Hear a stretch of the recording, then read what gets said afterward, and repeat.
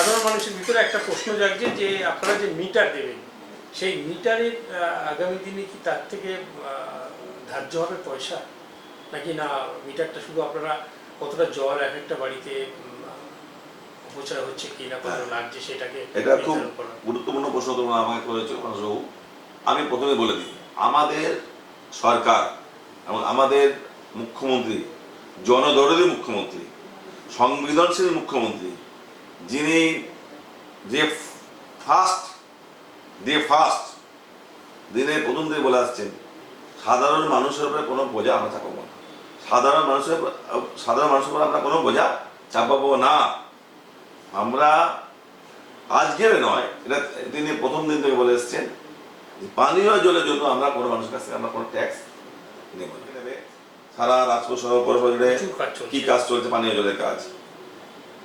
এই এত বড় একটা ইনফ্রাস্ট্রাকচার তৈরি করা হচ্ছে যেখানে 19টা ক্লাস 4টে, 23টা ইএসআর, 3টে ইউজিআর, একটা ডব্লিউটিপি, একটা ইনটেক জেটি, আর এই এত বড় নেটওয়ার্ক জলের লাইন, এই এত বড় একটা প্রজেক্টকে যদি স্মুথলি রান করতে হয় এর একটা মেনটেন্যান্স খরচা আছে।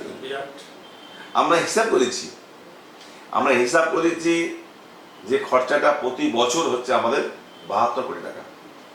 72 কোটি টাকা খরচা হবে, এটা আমরা হিসাব করেছি আমরা।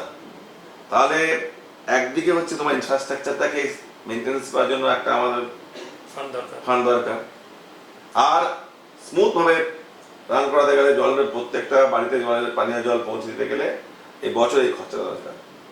দুটো জিনিস আমাদের মাথার উপরে কিন্তু একটা বড় বোঝা আমরা কিন্তু নিয়ে চলছি।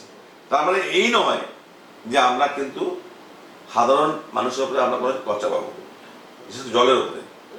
আমরা মূলত ইন্ডাস্ট্রি, কমার্শিয়াল, এইসব যারা আছে, ব্যবসা যারা করছেন, তাদের সাথে আমরা মিটিংয়ে বসবো, আলোচনা করব।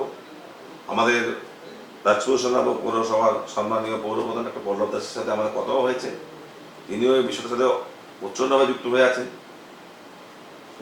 সবটাই জানেন। আমরা বলেছি আমরা সমস্ত বিষয়ে আলোচনা করব। আমাদের কাছে কোনো গোপন কিছু নেই, সবটাই পাবলিকলি আমরা জানাবো। আজকে তোমার চ্যানেলের মাধ্যমে যেটা তোমাকে বলছি যে আমার এই এত বড় একটা প্রকল্পকে আমার স্মুথলি রান করতে গেলে তার যে মেনটেন্যান্স খরচ, আমার প্রতি বছরে যে 72 কোটি টাকা খরচ, এটা আমাকে তো থাকতে হবে। সরকার তো বারবার টাকা দেবে না। এই প্রকল্পটাতে হচ্ছে কেন্দ্রীয় সরকার, রাজ্য সরকার আর আমাদের পৌরসভা তিনজনা শেয়ারে এই প্রকল্পটা। কিন্তু কেন্দ্রীয় সরকারের শেয়ার আছে, রাজ্য সরকারের শেয়ার আছে, আমাদের পৌরসভার শেয়ার আছে। পৌরসভা কিন্তু বিনা জল পাচ্ছে না, এত বড় প্রজেক্ট পৌরসভার 5% শেয়ার পৌরসভা দিতে হচ্ছে।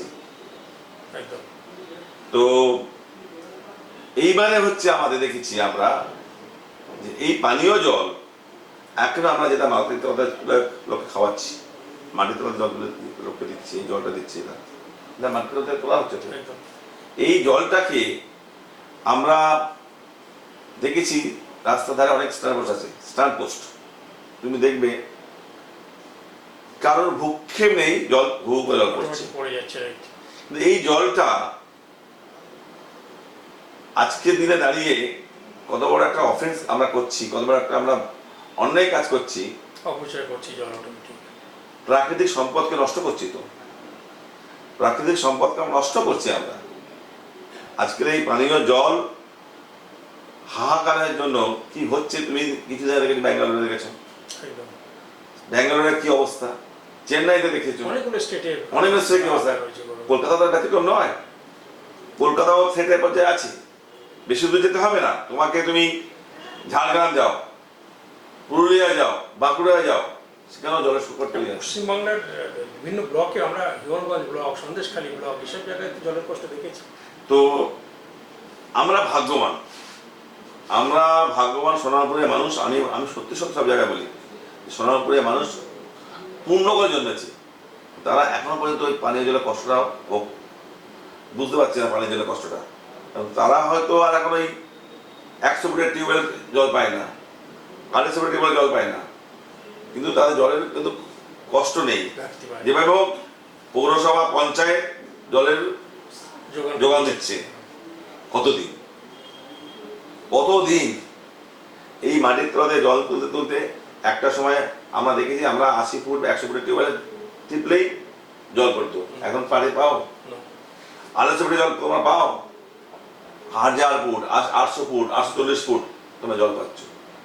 সেটাও কি জল সেটা নিশ্চয়ই আমরা বুঝতে পারি। তো এই জলের অপচয়টা আমরা রুখতে হবে। আমরা দেখছি ওয়ার্ল্ড হেলথ অর্গানাইজেশন WHO এরা একটা পরিমাপ আমাদের বলেছে যে একটি মানুষের জন্য তার সকালে ঘুম থেকে উঠে রাত্রে শুতে যাওয়ার আগে পর্যন্ত এই যে বড় একটা সময়, তার খাওয়া থেকে শুরু করে তার জামা কাপড় দেওয়া থেকে তার সমস্ত কিছু 135 লিটার 135 লিটার সাফিসিয়েন্ট একজনের জন্য এটা সাফিসিয়েন্ট। এবার সেই পরিবারে 4 জন হয় 135 into 4, 2 জন হয় 135 into 2, এভাবে হবে। তাহলে এই যে জলটা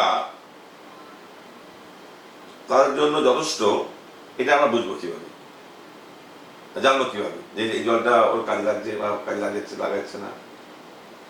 তো এইটা আমরা দেখলাম যে এইবারে যদি বেশি জল ব্যবহার করে তাহলে ভাববো সেটা অপচয় হচ্ছে। আমরা সেই কারণে মিটারিংটা করার চেষ্টা করেছি। আমরা দেখবো যে ওর ওই 135 জলটা ব্যবহার করছে কিনা। যদি বেশি হয়ে যায় তাকে আমাদের বলবো যে তুমি জলটা নষ্ট করছো। এছাড়াও অনেকে দেখবো অনেক বাড়িতে অসাবধানবশত তারা জলটা না হয়তো কলটা খুলে চলে গেছে, হয়তো 3 দিনের বাইরে চলে গেছে, জল ভোগা করছে, নষ্ট হচ্ছে জল। আমরা যে মিটারিংটা করছি আমরা কিন্তু আমাদের অফিসে বসে আমরা ওই মিটারিংটা দেখতে পাবো যে প্রত্যেকটা পরিবারে জল কোথায় কি করতে পারবেন আপনি এখানে বসে। আমরা সেরা মিটারিং এর কথা ভাবা হচ্ছে, পৌরসভা সেরা মিটারিং কথা ভাবছে যেখানে আমাদের জল অপচয় বন্ধ করে। আমাদের লক্ষ্য হচ্ছে জল অপচয় বন্ধ করা। এর পরের সম্প্রতি একটা পৌরসভা মানে আমাদের মহেশতলা পৌরসভাতে গত সপ্তাহে চেয়ারম্যান ডিক্লেয়ার করেছে যে একটা পরিবারে যদি হাঁড়ি ভাঙে, অর্থাৎ একটা পরিবারে যদি তার 3টে ছেলে থাকে, 3টে ছেলে যদি পৃথক হয়, তারা যদি আবেদন করে তাদেরকে আলাদা মিটার দেওয়া হবে, জল দেওয়া হবে। এটা কি আপনাদের এখানে একই? আমি শুরুতে বলেছি আমরা প্রত্যেকটা মানুষের নিজের পছন্দ পরিবার ভাঙলে শুরুতে বলেছি এইবারে পরিবার ভাঙুক, হাঁড়ি ভাঙুক, জল আমরা দেবো, তবে সিস্টেম আমরা নিশ্চয় তৈরি করবো। মহেশতলা মতো করেছি, আমরাও আমাদের করবো। আমরা একটা আইনের মধ্যে থেকে যাতে সেই মানুষটা যেমন তার পানীয় জল দরকার আছে, তার ইলেকট্রিক দরকার আছে, তার অন্যান্য কাজ দরকার আছে, পৌরসভা যাবতীয় ধরনের পরিষেবা সে যাতে স্মুথলি পায় তার ব্যবস্থা করেছে। আপনাদের লক্ষ্যমাত্রা কত, মানে 2025-এ 2024-এর শেষে কোন তারিখের মধ্যে আপনারা এই প্রকল্পের টোটাল কাজ কমপ্লিট করতে পারবেন? দেখুন, এটা যদি আমি যেটা আমাদের পৌরসভা যেটা করছি ডিস্ট্রিবিউশন আর হাউস কানেকশন, আমি বলবো আমি কত শেষ হতে পারছি, বলে দেবো কবে শেষ করবো, একটু বলে দেবো। কিন্তু ফেজ 1-এ ফেজ 2-এ অমৃত 1 যে কাজটা কেন্দ্রে করছে তার কাজটা আমি তাকে বললাম 95% শেষ হয়ে গিয়েছে। ওই যে চেতলায় একটু কাজ বাকি আছে, চেতলাতে আমাদের মাননীয় মন্ত্রীর সাথে আমাদের কথা হয়েছে। আমি আমাদের মাননীয় পৌরপ্রধান আমরা মিটিং করতে গিয়েছিলাম, এটা নিয়ে কথা বলেছিলাম। মাননীয় মন্ত্রী সংশ্লিষ্ট দপ্তরের যিনি প্রিন্সিপাল সেক্রেটারি ছিলেন তাকেও বলেছেন, সিও সাহেবকেও বলে দিয়েছেন যে দ্রুত এই কাজটা করতে হবে। এবং টিএমডি এর আধিকারিকরাও আমাদেরকে বলেছে যে আমরা এই বছরের মধ্যে তোমাদের জল পৌঁছে দেবো। তাই জন্য আমরা ম্যাক্সিমাম সময় ধরে দিচ্ছি 2025-এর মাঝামাঝি ম্যাক্সিমাম ধরে দিচ্ছি। কারণ এই যে আমরা কাজ করেছি তারপরে তো এর অনেক ধারায় যে ব্যাপার আছে, দেখতে হবে কি হয়ে আছে।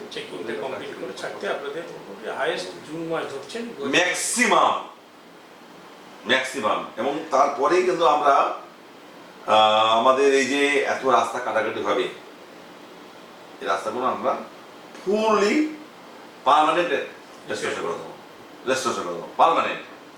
আমি আবার বলছি, যে রাস্তা যেরকম ছিল, আমি যদি পাকা রাস্তা কাটি পাকা রাস্তা করে দেবো, আমি যদি কনক্রিট রাস্তা করি, ঢালাই রাস্তা যেটা তোমরা বলো, সেটাও ঢালাই রাস্তা করে দেবো। সেটা যদি আমাদের ইটের রাস্তা হয়, ইটের রাস্তা করে দেবো।